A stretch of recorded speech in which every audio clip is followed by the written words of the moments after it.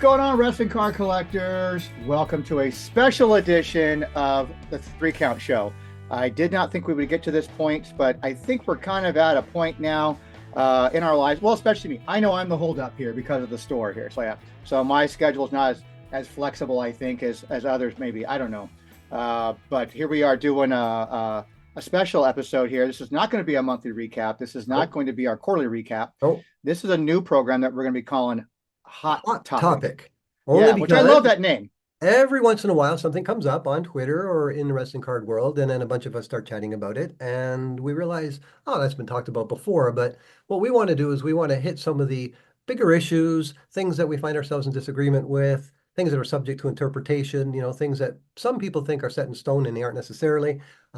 So we're going to start today with something that's definitely a hot topic in the wrestling card world. And in fact, I think in sports cards in general, and that's what is a rookie card versus a first appearance card? Now, to the layperson, you would think, well, the rookie card is the first appearance card. Would that it would be that simple. My name is Paul Anand, this is Tony Vela, you know who we are, and we're here today to talk about rookie cards versus first appearance cards. So before we get into our thoughts on it, and we have a bunch of examples where we'll talk with real life wrestlers, and some will agree, some will disagree. The hobby still disagrees on a lot of this stuff, and we'll talk about why the hobby disagrees on this stuff. But I just want to lay out the sort of accepted quote definitions. So and keep in mind too, by no means are we going to settle any arguments here. But we are going to give our opinions on what 100%. we think is right and wrong and needs to be discussed. And this is so I do want to hear. I mean, I'm sure we're going to hear some feedback for this, and I encourage that. I want to see some feedback. Like this topic came up last week, and I sort of said to you, hey, I'd like to sort of put my opinion out there because I don't share the same views as a lot of people in our hobby on some of this stuff. So we're gonna first of all define what is a rookie card, what is a first appearance card. We'll do first appearance first because that's simpler. The first appearance card is the first known printed card of a specific performer, period. Now, of course, wrestlers change their names over time. So the first appearance, regardless of their real name or what they were calling ourselves at the time of the card was printed, that's what we consider first appearance. So Roman Leakey, for all intents and purposes, is Roman Reigns. Tyler Black, for all intents and purposes, is Seth Rollins. And we'll talk about, is that the way it needs to be? Because, is Charles Wright the Godfather, is it Kane? Is it Undertaker? Is it Glenn Jacobs? We'll get right into that. But the first appearance, and we'll even talk about cards outside of wrestling that came before the wrestling cards. So the first appearance card is, to the best of our knowledge, to us guys in the know, here's the first time we ever saw that guy, that gal on a card. Then we talk about rookie cards, which is a whole different ballgame, and it's a lot more complicated. Now, this is a definition that's accepted in the hobby. It's called the Beckett definition of the rookie card, and it states that a quote, rookie card must come from a fully licensed, nationally distributed set that at that time primarily focused on major league players. So the bigs, in other words, you have to get to a certain level. It must be a base card. It cannot be an insert. It cannot be a parallel, and it cannot be a redemption card. Now, there's also a debate, or at the time, I wasn't sure of this case, but subsequently, the fact that it had to be pack pulled, and it also had to be numbered. And that's something I'm also going to chat about, because if you go to Google AI and say, hey, Google AI, does a rookie card need to be numbered? The answer is going to be no. If you say, does a rookie card need to be pack pulled? The answer is going to be no. But of course, a lot of people encompass that in their definition. So because of this schism, there's, some people believe that the athlete's first card is the rookie card, and other people say, no, it's got to be it's got to be a nationally licensed kind of thing. And unfortunately, sometimes because of the vagary of the definition, there can be two rookie cards of the same person. I'm going to give you an example later of Liv Morgan that has two printed rookie cards stamped, and that's not even the first card that company Topps produced of Liv Morgan. So we're going to now dissect it in a bunch of ways, and I'm going to sort of give you a topic, Tony, and we'll talk back and forth. Sure.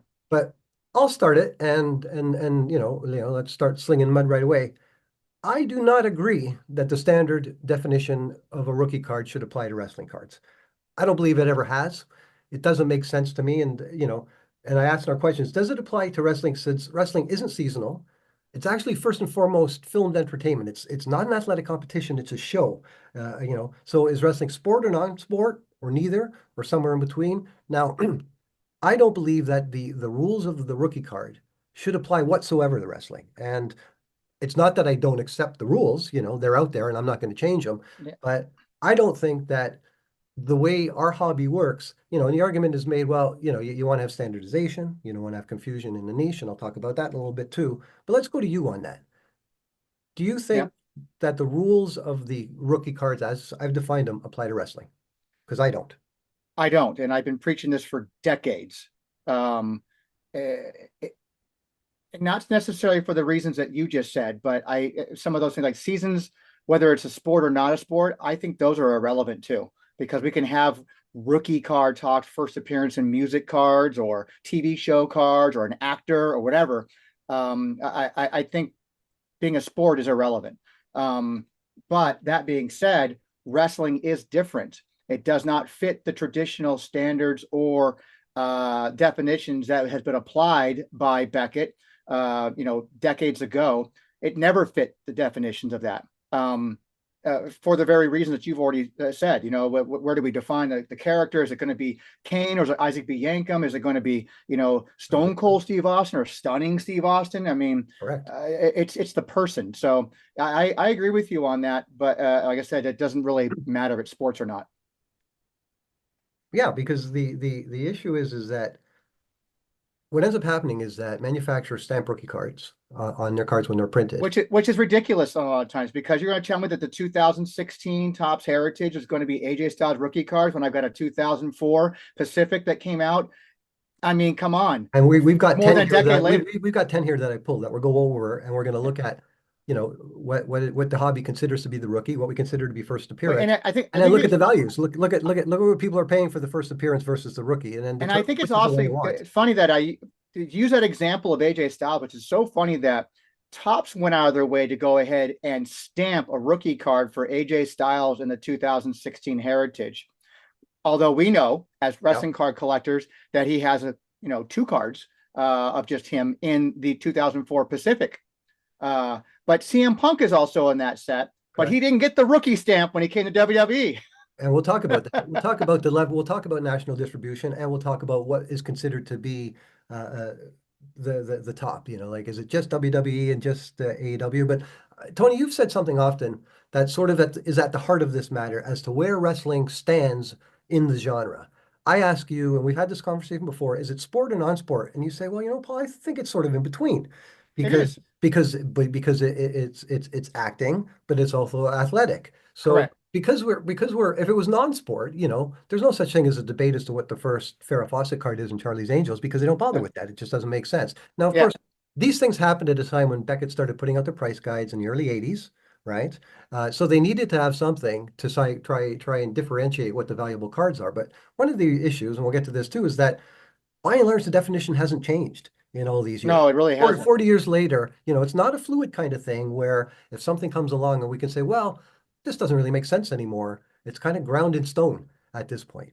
And Which is ridiculous, I think, because I mean, even laws get addendums added to precisely, them or amendments are put up. So why can we not change these definitions? We don't live in a world anymore where we only have a certain number of manufacturers we're correct. putting out major cards now. Now it's because of the world we live in, we're going to have major distribution. We have independent distribution because there's nobody like, I mean, Well, according to Google, indie PWG, distribution is out. PWG, There's yeah. no such thing as indie distribution because it's not national, right? And we'll talk about that in a minute. But Doesn't matter though, because I you're mean, right. it doesn't matter. It does not fit that world. Other traditional sports does. It just doesn't fit that world. Right. And I mean, you can live in that world if you want to, and say, "Well, I am grounded in these laws and these rules, and it's applied to my football team and my baseball team, my basketball team." But it doesn't work with wrestling. It never has, and I've been preaching that since the very day before I even opened up WTC. To me, it's not logical. It just isn't. It's not reasonable that we be trying to apply all these rules and trying to make this fit. The glove doesn't fit, man. I Like know. it just doesn't gel for me. That's why this whole discussion to me is like, I'm only going to talk about first appearance, because as soon as you talk about the rookie, never mind that it's going to be contentious as to what that is. I think it's a silly notion in the first place that someone else is using something from 40 years ago that probably made sense to baseball at the time. It doesn't make any sense to me whatsoever, and the argument is made, well, you can't just be a niche by yourself because that's confusing to people. And I ask you this, buddy, did you change your clocks yesterday? No, we don't change clocks here. Yeah, guess what? I did. And so did the rest of North America. And guess what? The world still goes on despite Yeah. Arizona being an outlier. So to my, to my point, you can always argue a contrary position. And I'm not arguing that these are the rules of rookies. I'm just saying that they make no sense for wrestling. Never They have, don't. never will. It's mind-boggling to me that people are so fixated on, well, these are the rules, I have to live by them. No, you don't, You because don't. you don't. I mean, you really Well, don't. when people say, well, no, this is the way it is. I'm like, well, hang on a second here. I've been around wrestling cards for some 30 odd years. You have. We've put in our time. Mhm. We don't agree that it should be. So no, it's not generally accepted in the wrestling hobby, I'm sorry to say. It could be insinuated that, well, these are the rules and you have to play by them, but not if they don't make any sense, right? Especially those who've probably come into the hobby in the last decade. They've come in from the sports world, coming into this world, and they want to apply the definitions they're so used to having to follow from that world. And they come in here with that mindset that, well, I this is how it was when I was collecting my Lakers. Yep. But so, like, it has to apply here too. No, it doesn't. And that's the beauty of what we have here in wrestling. That's what makes it so different to begin with across the board over everything about why they're so special as cards themselves, and then fitting within certain parameters. We don't have to. It's wrestling is always evolving and changing. So these things don't fit within And our it world. ultimately adds to confusion when I can show you, a stamped rookie card that isn't a stamped rookie card. It Now, does. And I had this conversation daily now here in the store because I've gotten more and more customers coming in and getting into cards. And they're like, well, what's Chris Jericho's rookie? Is that Jericho's rookie? Oh, yeah, is that Savage's rookie? It's like I got to re-educate you here because we don't like to use. he's on our list because we're going to talk about Corazon de Leon, Yeah, and that's a Tops card. Tops is a yeah. national distributor, but that doesn't count, and on it goes. But so it's problematic for two reasons. First of all, if it's a static definition that isn't going to change, and we're only talking about national distribution, then that pretty much wipes out all the indie cards where most of the real rookies are, right? Where Well, for sure that the pretty first much appearances. that pretty much wipes out because we have levels of this, by the way. So Yes, that pretty much wipes out, and what I've been saying a lot lately now, it wipes out the rest of the world. correct. Doesn't matter if it's India or not, because we here in the States feel like we're the center of everything. And so if it ain't Tops and it ain't Panini America, I don't care it came from BBM. I don't care if it came over from Russia. I don't care if it came from South America. That doesn't qualify Yeah, because I don't have the I don't CMLL have cards access to out of that. Mexico are distributed all throughout Mexico, right? Yeah. By a bunch of different publishing companies. But that's not But by considered some people's definitions, those are disqualified because I correct. don't have Well, okay, they're well, not accessible at my tell me, 7-Eleven. brother, what's national distribution? Dave and Adams, Steel City Collectibles, right? Is that national distribution? Target, Walmart, my local gas station. I mean, whatever the case may be. But again, get out of the mindset that it's just because you live in the U.S. That's the No. only place Well, that I can tell matters you when it about comes to this. If you this. go to India, all those bootleg cards that we talk about, Yep. like to have fun with, Yep. they're all handled by national jobbers, national distributors Sure. across the entire country. So what's the Yep. difference? But it's just an arbitrary, well, maybe not arbitrary. They probably gave this some thought, but to this day, they apply these sort of rules that in my mind are archaic and don't apply. And it's often one guy making a decision at a card company saying, well, my research says this should be called the rookie. It's like, yeah, I can't argue with you because you're going to do what you're going to do. Of course. But and then it's that mindset too, like, well, I'm disqualifying everything because I don't collect that kind of stuff or I don't have access to that kind of stuff. So everything else is disqualified. The only thing that matters to me is what I can pick up my local card shop or at Target or at Walmart or Dave and Adams or wherever I can get that's distributed here in the United States. The United States isn't planet Earth. There's a lot of other places out there that distribute, produce at a small level, at a medium level, whatever levels you want to call it. They produce cards, and that's what makes it so exciting. I asked you this at the outset. Are we only talking about WWE and AEW? Are we only No, talking about Panini and Upper Deck? Because as soon as you go outside of those, we're not the bigs anymore, are we? yeah, TNA doesn't count. GCW doesn't count. yep, Bola, All In, all these sets that really were the first appearance cards of many of these guys. yep. They're never going to get accepted under the rookie rule. And I keep saying, well, that's fine. You can call anything a rookie. It could be someone's ninth card produced by Topps. And if you want to stamp rookie on it, you guys do what you want. The market usually decides because if you go to eBay and you type in such and such rookie card, the one that's hardest to find, that's usually the first appearance, is the one that gets the most money. Yeah, I mean, people come in when they start talking about legends and stuff too. Like, I said, buy those. I mean, when Matt Cardona was here and we talked for his podcast, where we were talking about rookie cards of all the base sets I have on the wall. And I'm like, you're going to try and tell me that onto the Giants rookie cards in 1987 tops based on the definitions? I said, get out of here, dude. We're going to go through, Get we're out going to of go through here. some concrete examples in a couple of seconds, because that shows you how much better it is to deal with first appearance and rookie cards, and often how nonsensical some of these rookie determinations are. Sure. Before we get to that, does the rookie card rule only apply to 3.5 by 2.5 cards, or can we talk about postcards? Can we talk about printed cards out of magazines? See, that's where we get in a gray area now. So now you're open a whole different type of debate, and I've had this discussion with you and others recently. Traditional trading card size, we have oversized cards, of course. When you get into the actual postcards, no, they're not trading cards. Business cards, no, they're not trading cards. So I think in that realm, we can actually limit and set ourselves definitions. And it's better to follow those rules and definitions on what constitutes an actual trading card than trying to tell me what the hell a rookie card is. Well, you got to get that straight first, because if I said to you Triple H, I believe that the first appearance is in the 95 Paninis. We found out that in actual fact there was a postcard in Europe. We've never actually seen it, but we were made aware. But it's a postcard. It's a postcard, but that's the first appearance, right? Unless we don't count postcards. I don't think postcards are going to be it's not a trading card. Okay. Otherwise, why would you call it a postcard? Then change its name to trading card. Well, because it's postcard size, right? Well, it's actually called a postcard. Yeah. So I think you answered your own question right there. That's the first image of Paul Levesque. Images don't matter what. I don't care about it. I mean, first image is going to be if I took a picture of some guy in an indie shows like that, that becomes his first image, and now it's a card. I printed it. It's on a glossy page. It's actually made out of paper. It's cardboard, but we're getting off the topic here about rookie cards here. So that's a whole different discussion we can have. Okay, let's talk about pack pulled and numbered. Do you believe that has to be out of a pack? No. I agree. Let's just now define what a pack is, because some guys use team bags with some kind of a board inside of it for a pack.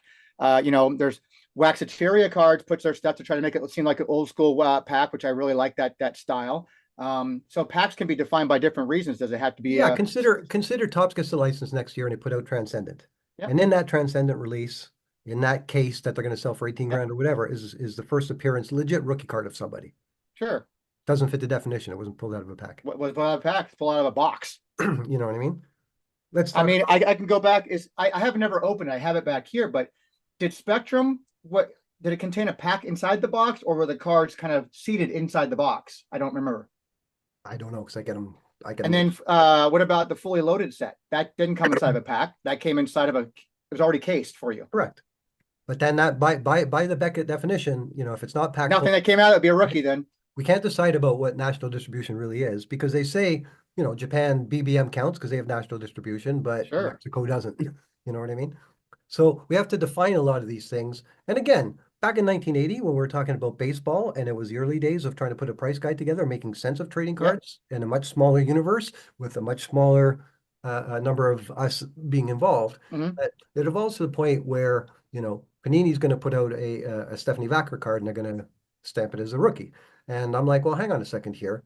I've had 9 of the CMMLs trade for around $80, right? When that Panini card comes out, it's going to be worth, if it's not a high-end parallel, 80 cents. You know what I mean? So that's my last point before we look at some specific examples.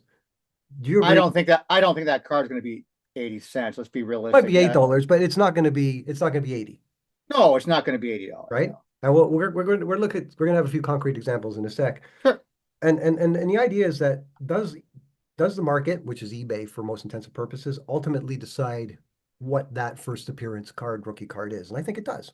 It does, but it's fed by the person who's actually listing it. Don't forget that people are listing those things, and they're defining that what they call a rookie or not. But you get aggregates, right? So if over the course of as many years, and let's get right into the examples. What I did, yeah, please, and then we'll talk about each one. I picked 10, and you can pick anybody. And I believe Tweet out in the UK was trying to put together a definitive spreadsheet of what the rookie and first appearances were, and that would be a valuable resource if we can all agree on it. Yeah, but it's going to be debatable as per usual. So okay, let's start with, and some of these are debatable right off the bat. The Rock. It's generally agreed that the 1997 yellow bordered Cardinal Games is his first appearance card. Yeah. Well, it depends if you're talking stickers now too. That's another whole thing, because there's a sticker that came out at the same time as well. Yeah, and we don't know if that sticker that Rob England was behind came out sooner or later in the year in 1997 than the Cardinal Games, but we know that Rock had a Bumblebee football card. And you're going to say, well, one, that's not wrestling, right? So then that Correct. is The Rock's first appearance card. If it's the first It's wrestling, Dwayne, it's Dwayne Johnson's first appearance.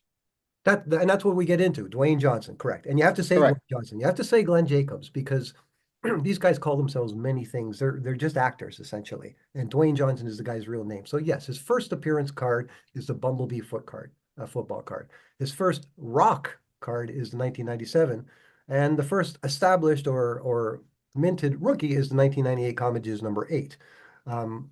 The 1997 Cardinal Games traded, and I've just taken the most recent sale, traded for $30, and the 1998 rookie comic images traded for 10. And you're going to find in all cases the first appearance card always goes for more than the rookie card.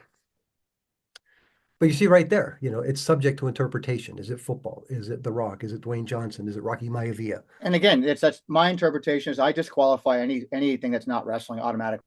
Okay. Yeah, so we're just talking that it's It's in not the wrestling. wrestling world.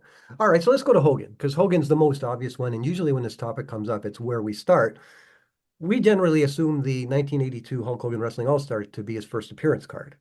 But in actual fact, it's not. There was a paper card that came out of one of the magazines a year previous. And that's why I Yeah. asked earlier, do paper cards count? Because technically that would be his first appearance if we're calling Well, that. there are a couple cards that came out the There year might before even of be a him. second one, Yeah. but the one from the magazine, the one I'm talking about, the victory. Yeah, but what about the Poppy?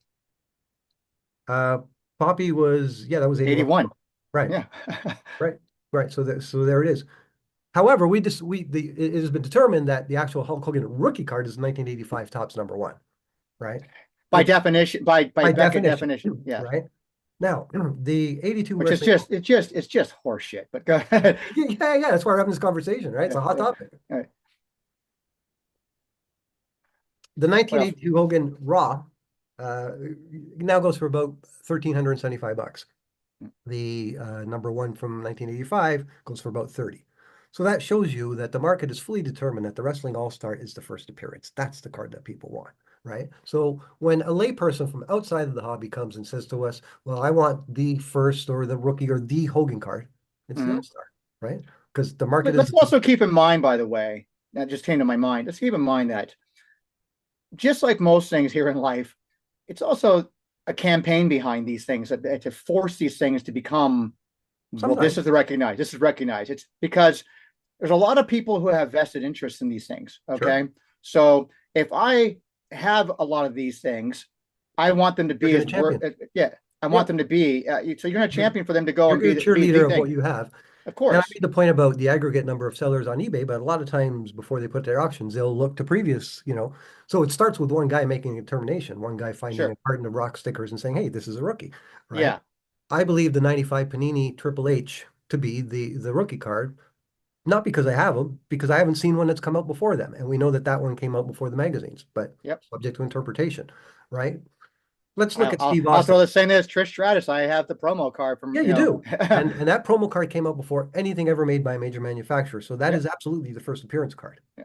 right? Yep. But not it could never be the rookie. Nope.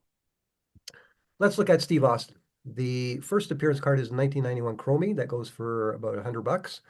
The rookie card is a 1995 WCW Cards Main Event that goes for about $15. So you're starting to see the difference, right? Yeah. Huge difference. It's also based on superstars too. It's, we've had conversations where we talk about some people don't get the love that they probably deserve within the hobby kind of thing. So there's going to be that has to be put into the equation as It well. It's does. like, yeah. It does. Now the next one, life gets a whole lot easier because God bless him, The Undertaker. Rookie card and first appearance card, 1991 Classic number 64. Now here's something. Now that adds to the debate, the discussion here.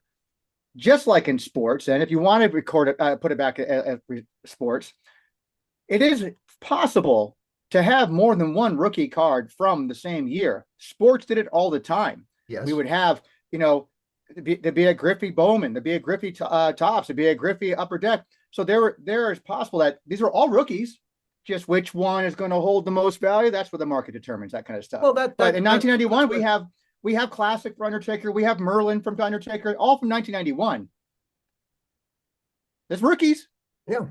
Yeah, that's why the whole thing, horseshit is a pretty good term Yeah, because, you're saying that this is the rookie, this is the rookie, this is the rookie. Well, hang on. They're all made by Tops. They all came out in 2018. They're all the same person. Pick one, yeah, will you? You know, yeah. that's why. Let's And go. that's where the market will dictate whether because they find the car to be prettier or less mass produced. Who knows for the reasons why someone's going to gravitate towards something because I have more of them. I don't It know. just doesn't work in Uh, wrestling, Tony. but That's why. the That's Undertaker the umbrella. is a yeah, the Wrestling, Undertaker is a great example for that though from '91 because and again you're going to have '91 Classic, '91 Merlin English, '91 Merlin Italian, '91 Merlin German. uh, I mean he's got four cards you can go after. luckily we don't have a rookie card first appearance schism like we do on the other ones where people say, "Oh, hang on, you know, obviously the classics were national distributed and there was nothing before that." So, and there are a lot of people like that. Merlin was also nationally distributed in multiple countries Mhm. in packs. And we don't know if that Merlin came out before or the classic or not. Doesn't matter. It Well, it doesn't does matter. if we're following the rules, right? If If we're we're trying following to, the rules of first appearance, I guess yeah. But yeah, if it's if we want to properly but educate but people, if you're gonna equate it to sports, like some guys who come in from sports and want things to be because of the definition, then it doesn't really matter as long as it's part of that season from that but you 1991 can't year. because wrestlings don't have seasons, which Exactly. is why it doesn't work for wrestling cards, unfortunately. Yeah. Andre the Giant, his first card, to my knowledge, was a 1972 Gong magazine Japanese card that goes for around $500 when you can find one. His considered to be rookie card, again, not counting all stars because they don't count that as Yeah. ever being a rookie card. Which is weird because some other guy's list just a few minutes ago, he was a rookie card from that year. Well, Hulk Hogan, no, the 85 tops is the rookie. The all stars we're talking about first appearance. which is also hogwash. The OPG 85 Andre is the one that's considered his rookie card, and that's coming out like 13 years later than the magazine card. That $500 it's that $500 Gong magazine Andre. You can get an OPG that I could only find one graded for 65. So ungraded is probably $30, something like Yeah. that. So massive difference. Let's talk about Roman Reigns. First appearance card is likely everyone's going to agree it's 2011 Slamorama. He was called Roman Leakey, but it's the same guy. He looked the same, wore the same kind of clothes. His rookie card is a 2013 tops. I couldn't get a recent price on the Slamorama, but the last one I saw was several hundred, and you can buy a 2013 Topps base card for about $20. So again, the market will determine. If you're looking for one that says rookie card, you're not getting the card that the hobby has puts the most value on. Charlotte Flair. This is an interesting one. Her rookie card is a 2013 Slam M Attacks attacks. game Yeah. card from the UK, right? Pack So, pooled. so yeah, but that falls apart on so many other different of the matrices that they would never count that. And then her It's funny that we wouldn't count that because what? It's a gaming card, yeah. but you count the 1997 Cardinal game card for The Rock. No, that's first appearance, not rookie. Okay. All right. I'm Okay. saying the rookie cards. The Slam Attacks is first appearance. In fact, first appearance is good Gotcha. because you can't really get first appearance wrong unless they came out in the same year and you don't know for a fact what month. But it's Sure. the rookie cards where everything falls apart, right? The you know Chris Jericho. We talked about the CMLL Cordlands Hmm. on the Leon. That was obviously his first appearance card in 1993, but it's not until 1998 that Pops puts out the WCW card Yeah. um, that people say that's his rookie. Hmm. Now, what's a Corazon Leon card gonna fetch today? A few $1,000 easy, Yeah. you would think. Yeah. You can buy that Topps card for $1.25. Just so you know. How about the Nature Boy? 1979 Gong Bromides is the first appearance card of him because that's the first time we've ever seen him in something that we consider to be a card. What would you consider the rookie? The 1998 Wonderama? Good. Another good one because it doesn't fit the definition of being nationally distributed, right? Well, It doesn't was it? it. I mean, it was and it wasn't because it was sort of more of a regional thing. It was only available from magazine orders in the South for the most part. I guess wherever the magazine was published, I guess those magazines were published. So it could be. I guess it was on a Hey, newsstands in up here in LA or Canada, newsstands in New York. we have a company up here that distributes all across the country, all products, right? But not just the big manufacturers. Like if you and I had a set and I wanted to do a distribution deal with these people, right? Now all of a sudden I'm nationally distributed, Yeah. right? So that's the problem is that we have definitions of a rookie card that say this, this, this, and this, but the this, and this isn't properly defined, if you get what I'm saying. Correct. Yeah. We can't define who are the bigs versus the, does Ring of Honor count? Does TNA count, right? Yeah. As a major. Um, does Leaf count? Where's Leaf in the mix as compared to Upper Deck or Panini or Tops, So these True. are the reason why the whole thing spoils. Liv Morgan is my favorite. Liv Morgan has a 2000 NXT card. And you remember those rare ones? They were Yep. they were sold online by Tops. And that one is the first appearance card. But then in 2018, Topps rookie carded her on the flagship, but then they also rookie carded her on the women's division, right? So I have two Liv Morgans that both say rookie cards, and I have the one from 2016 made by the same manufacturer that is in actual fact the first appearance, which in my mind should be the rookie card. Is that truly her first appearance, or is it not her Hooters card? Well, there you go. Is there a card? So yeah, people say you can't count a guy in his basement that makes a card and makes a custom and makes a half a dozen of them and say that was first appearance. And people say, Well, how are those? How are those my, Hooters my, cards? my kid's in Little League, so they made a little card of him. One day he makes it to the major leagues. Is that a first appearance?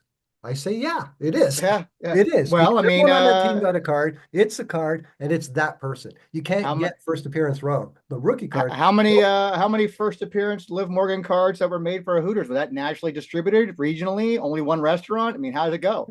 I don't know. So, anyways, we're not going to resolve anything. Nothing's going to No. change because we have our opinions. Um, the rookie card rules are the accepted rules. I don't accept them, but no one gives a shit about what I think. So, Hey, same here.